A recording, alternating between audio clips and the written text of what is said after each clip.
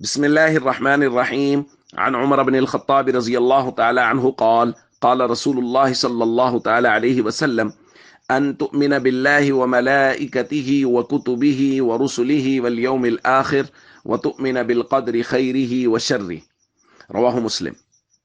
حضرت عمر رضی اللہ تعالیٰ عنہ بیان فرماتے ہیں بینما نحن عند رسول اللہ صلی اللہ علیہ وسلم ذات یوم، ہم ایک دن حضور کی خدمت میں تھے، اذ طلع علینا رجل شدید بیاض الثیاب، ایک شخص آئے جن کے سفید کپڑے پہنے ہوئے تھے، شدید سواد الشعر، سیاہ رنگ کے ان کے بال تھے، لا یرا علیہ اثر السفر، سفر کے کوئی اثرات ان پر نظر نہیں آ رہے تھے، لیکن عجیب بات یہ تھی کہ لا یعرفہ منا احد، ہم میں سے کوئی ایک ان کو جانتا بھی نہیں تھا، حتی جلس الی النبی صلی اللہ علیہ وسلم، حضور کے پاس آئے، فاسند رکبتیہ الی رکبتیہ، اور انہوں نے اپنے گھٹنے حضور کے گھٹنوں سے ملا دیے، ووضع کفیہ علی فخذیہ، اور انہوں نے اپنی ہتھیلیاں حضور کی ران مبارک پہ رکھ دیں۔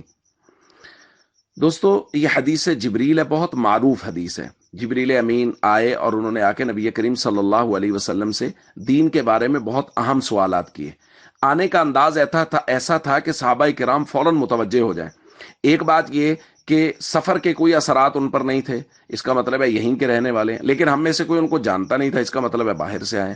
بیٹھنے کا انداز یہ کہ حضور کے گھٹنوں سے گھٹنے ملا دیے اور اپنی دونوں ہتھیلیاں حضور کی ران مبارک پہ رکھ دیں، یہ بھی عجیب انداز تھا، صحابہ متوجہ ہوئے۔ پھر انہوں نے ایمان کے متعلق سوال کیا، ایمان کیا ہے؟ فاخبرنی عن الایمان، حضور علیہ الصلوۃ والسلام نے ان چیزوں کا بیان فرمایا جن پر ایمان لانا ضروری ہے، اللہ پر، ملائکہ، کتابیں، رسول، آخرت کا دن، اچھی اور بری تقدیر، جس کو ہم ایمان مفصل کہتے ہیں۔ تو حضور نے اس کا ذکر فرمایا۔ تو دوستو ایمان کے متعلق یاد رکھیے کہ کتب احادیث میں ہر چیز ایک ہی حدیث میں بیان نہیں ہوئی، بعض جگہ اجمال ہے، بعض جگہ تفصیل ہے۔ تو ایمان کن چیزوں پر لانا ہے؟ بعض روایات میں تو صرف اللہ پر ایمان لانے کا ہی ذکر ہے کہ وہی کافی ہے، وہ اجمال ہے۔ حضرت عثمان غنی رضی اللہ تعالیٰ عنہ سے روایت ہے، نبی کریم صلی اللہ علیہ وسلم نے فرمایا من مات وهو يعلم ان لا الہ الا اللہ دخل الجنہ، جو شخص اس بات کا یقین رکھتا ہے کہ اللہ کے علاوہ کوئی معبود نہیں، وہ جنت میں داخل ہو جائے گا۔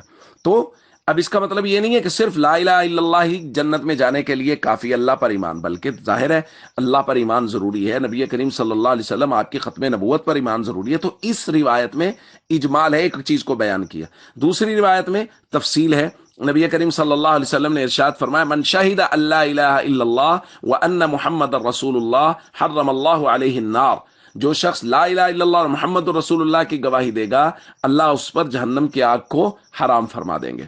پھر اس کے بعد یہ جو ہم نے روایت پڑھی حدیث جبریل میں، اس کے اندر جن چیزوں پر ایمان لانا ہے اس کی ایک تفصیل بیان کی گئی ہے۔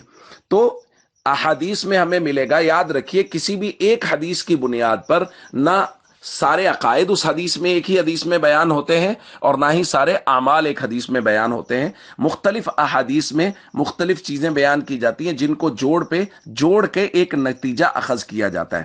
تو آج یہ بات سمجھ لیں کہ ایمان اتنی قیمتی چیز ہے، اتنی بنیادی چیز ہے کہ جو شخص ایمان بچا کے دنیا سے لے گیا تو اللہ اس پر جہنم کی آگ کو حرام فرما دیں گے۔ جو ایمان بچا کے لے گیا، نبی پاک صلی اللہ علیہ وسلم نے فرمایا وہ ضرور بضرور جنت میں داخل ہوگا۔ اس لیے ہم سب کو اپنے ایمان کی حفاظت بھی کرنی چاہیے اور اپنے ایمان پر محنت بھی کرنی چاہیے۔ السلام علیکم ورحمۃ اللہ وبرکاتہ۔